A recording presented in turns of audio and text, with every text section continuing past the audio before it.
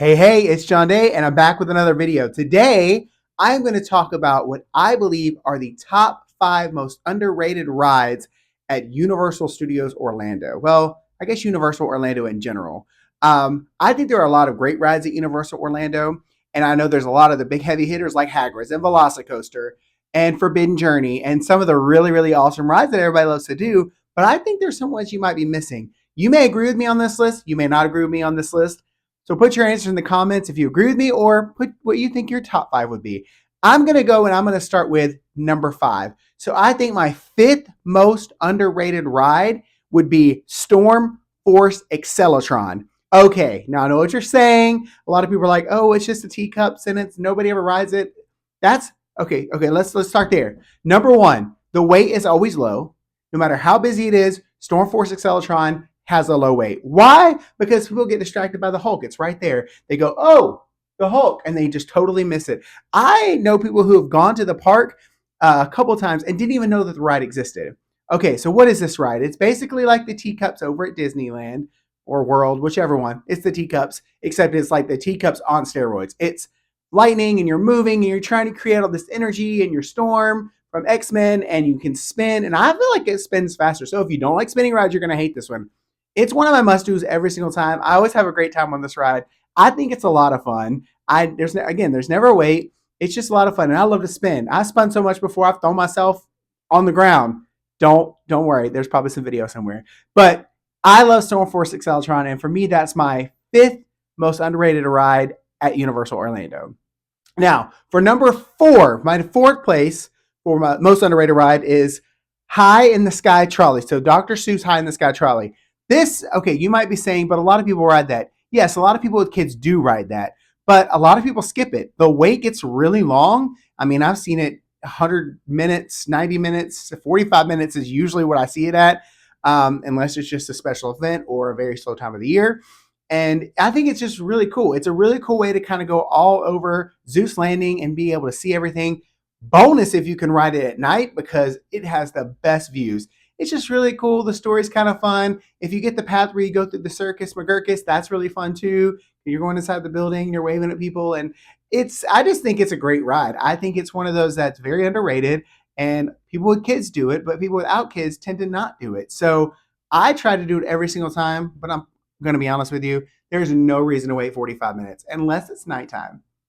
I could be convinced to ride it in nighttime and wait for 45 minutes, but I love High in the Sky Trolley. I think it's an incredible way to see Zeus Landing, especially at night. So that to me is my number 4 most underrated ride at Universal Orlando, which brings us to number 3. Now you're gonna not. This might be controversial because number 3 is very popular in some circles, and it is very popular because it's a Harry Potter ride. But my number 3 is Flight of the Hippogriff. Now, why do I think it's underrated? Because most people walk right past it. You got Hagrid's over here, you got Forbidden Journey over here, and then you look over at Flight of the Hippogriff, you're like, it looks kind of like a, first coaster. Doesn't look all that incredible. Unless you have kids, you're probably not going to ride it. And it usually has a very long wait because it is short, the load and unload, and especially because it can only have small capacity in each train, the load and unload is incredibly long. So can't agree with why most people skip it. I usually do skip it a lot of the time because the wait is so long. But once my Express Pass hits in after 4, because I'm a Premier Pass holder, I then jump onto it then. But sometimes you walk by, especially if, when people are rope dropping, if it is really something you want to try, a lot of people rope drop Velocicoaster and Hagrid's. Go over to Flight of the Hippogriff. You can rope drop that. It'll be awesome. What they call it rope drop there, but gate open, I guess you would say. But the reason I like Flight of the Hippogriff is because it actually is more thrilling than you think. When you start going around that circle, okay, it's not Velocicoaster. Don't get me wrong. But it's a lot more thrilling than you think, and it's just a lot of fun. And you get to see Buckbeat. Wrong animal. Buckbeat. You get to see a really cool animatronic of Buckbeat. It's so incredible. I think that's one of the most underrated rides. Let me know what you think in the comments. Okay, number 2. We're going through these fast. It's like rapid fire today.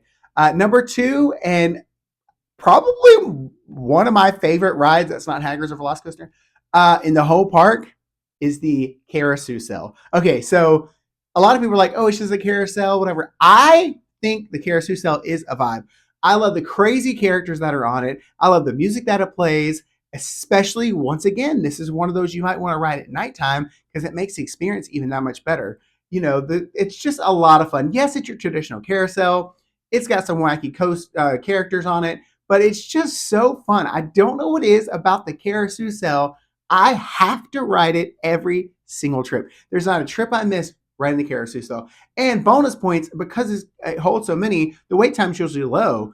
And so there might be a big crowd waiting, but pretty much the whole group's going to get on, unless Express is just really backed up or something like that. But for the most part, it's another one where you can get on and off pretty quickly. So Carousel, my number 2. Okay, I told you this was going to be rapid fire. We're doing this quick. My number 1, drum roll. I'm going to see if you can guess it. 3, 2, 1. Dr. Doom Fearfall. Okay, let's talk about Dr. Doom Fearfall. First of all, it looks intimidating. And for people who don't like drop rides, that's what you think you're going to be getting out of this. But you're not. Let me tell you about Dr. Doom Fearfall. Number 1, and pretty consistently with some of my underrated rides, very short wait. I usually see Dr. Doom around, if it's more than 15 minutes, then you know it's an insanely busy day. But for the most part, Dr. Doom Fearfall is not that very, very busy. It's easy. They got single rider, which you can pop onto because it has 4 seats. So, a lot of times there's families of 3 or whatever. And so you get slotted in on a single rider pretty easy.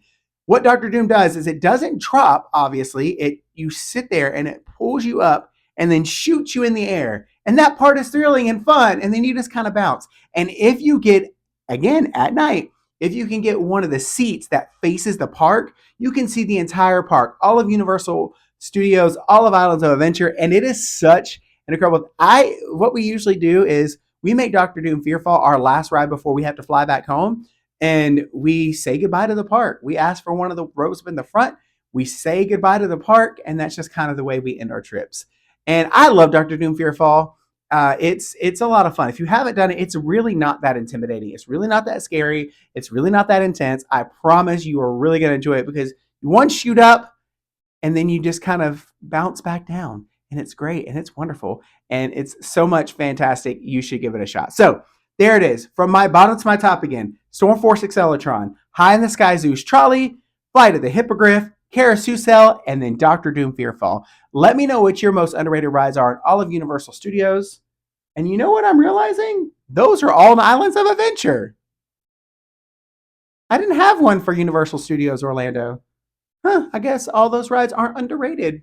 And no one's going to choose Fast and the Furious. I mean, come on now. That's the worst ride. Get rid of it. Anyways, that's a whole other video.